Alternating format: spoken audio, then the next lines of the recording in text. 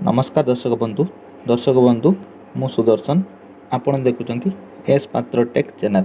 दर्शक बंधु आज जो मु टॉपिक विषय आपन कहया पई जाउची से टॉपिक टी होउची कि आपण ऑनलाइन ले केमिति बिजु पका घर जो आछी आपनकर तो ताको केमिति आपण ऑनलाइन ने फॉर्म पूर्ण करिवे।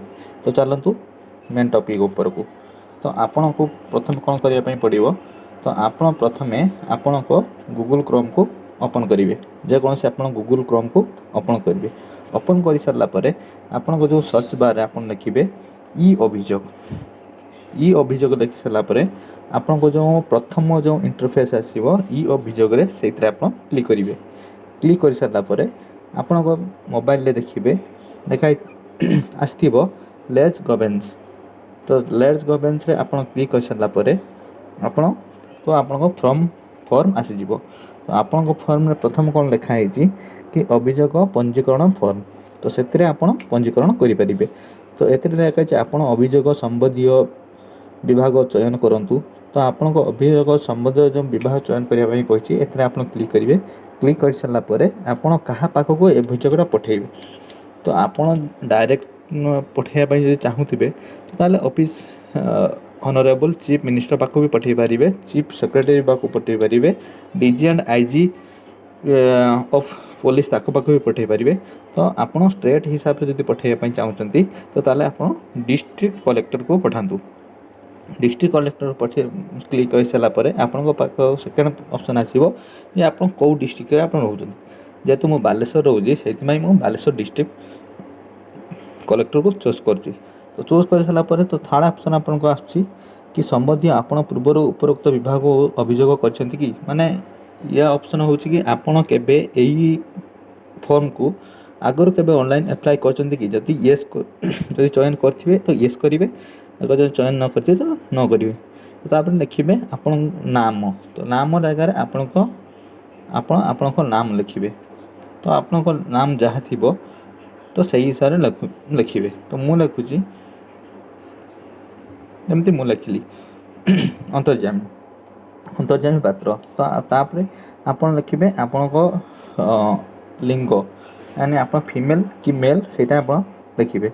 लिखि सारा पर लिखाई जे केउ श्रेणी रो अभियोगकारी आपण।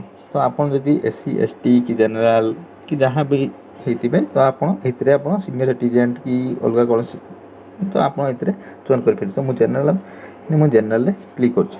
क्लिक कर सारा पर आपण ए अभियोग केउ एक पासवर्ड चाहउछन्ति कि जदि आपण या को जदि पासवर्ड हिसाब से चाहउछन्ति तो आपण यस करिवे।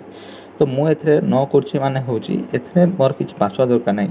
यानी जदि मु प्रथम जदि नेक्स्ट टाइम जदि मु फाइल टी को जदि मु खुलिबी तो सेतरे मते password user name and password बसैया पई पड़िबो। तो सेता मु न कहि छड दोछि। तो आपण कोन करिवे आपण हिसाब रे आपण देखिबे। तो बासस्थान तो आपण को बासस्थान तो एथरे आपण टाइपिंग करिवे। तेमती मोर होछि जंभिराई। तो मु तले किछि जंभिराई। तो आपण को तापर डाक ठिकाना आपण डाक ठिकाना कोउटी यानी हमरो पोस्ट ऑफिस तो सेटा भी आपण लिखिबे। लिखि सारा पर आपण को ब्लॉक कोन तो ब्लॉक भी आपण देबे। ब्लॉक दे सारा पर आपण को एरिया पिन कोड आपण पिन कोड भी फिलअप करिवे। तापर आपण कोउटी को देश रे आपण रहउजंती तो सेटा भी आपण एडी चूज करिवे। चूज कर सारा पर आपण को राज्य तो आपण को राज्य रे रहउजंती तो सेटा भी आपण एटी एतिक आपण क्लिक कर सारा पर तो आपण को जिला नाम कोन जिला देछि जिला आपण एटी सिलेक्ट करिवे। सिलेक्ट करके आपण बालेश्वर माने बालेश्वर रे मो बालेश्वर मु क्लिक करली। तो एतिने आपण को मोबाइल नंबर दे पारिबे। एटी मोबाइल नंबर भी देबा पई ऑप्शन देछि। एठी आपण मोबाइल नंबर भी दे पारिबे। तापर रहिला एठी आपण को जीमेल आईडी। तो ये रहिला आपण को जीमेल आईडी जदि जीमेल आईडी आपण को पाकर थिबो तो जीमेल आईडी देबे। जदि जीमेल आईडी नथिबो तो आपण जीमेल आईडी स्किप करि पारिबे। तो तापर रहिला एठी आपण परिचय पत्रर प्रमाण। तो आपण एठी कोन दवा पई चाहू। तो वर्तमान मु कहया पई चाहूची कि वर्तमान तो हमर सब आडे तो आधार कार्ड ही चालुची तो आमे आधार कार्ड ही दवा। तो आधार कार्ड दवा पई पड़िले आपण को यूआईडी नंबर एथरे आपण को होची आधार नंबर। तो आधार नंबर दे सला पर आपण को परिचय पत्र आपण को परिचय पत्र दे आपण परिचय सॉरी आपण को आधार नंबर टाको एडी आपण टाइप करिवे। आपण एडी आधार नंबर टाइप कर सला पर तापर एई ब्लांक रे आपणकर प्रॉब्लम कौन रोच माने आपणकर कौन पई आपणको घर दरकार तो 1 2 3 हिसाब रे आपण लिखिबे।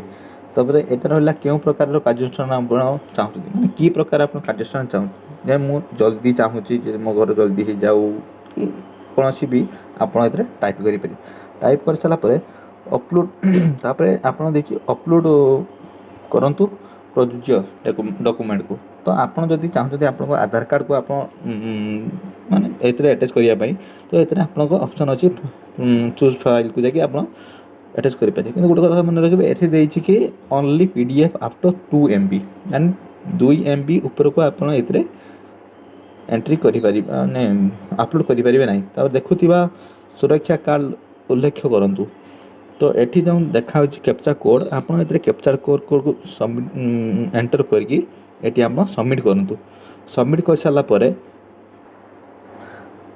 सारा परे आपन पाखरे एमती गोटे इंटरफेस आसीबो जेमती मोर आसी देखंतु एटा रजिस्टर नंबर एतिक देइछि आपन एई रजिस्टर नंबर आ मो 17/9/21 रे मो एटा को अपलोड करथिली तो देखंतु डेट एंड टाइम देइछि तो एटा रहिला आपनकर फुल प्रोसेस तो आपन चेक केमती करिवे कि मो घर के जाय आसला मो घर कोन प्रोसेस केते बार जा कोन गला तो चेक करिया पई मो आपनको नेक्स्ट वीडियो रे आपनको सब प्रोसेस कहिबी वीडियो देखिथिबारु धन्यवाद।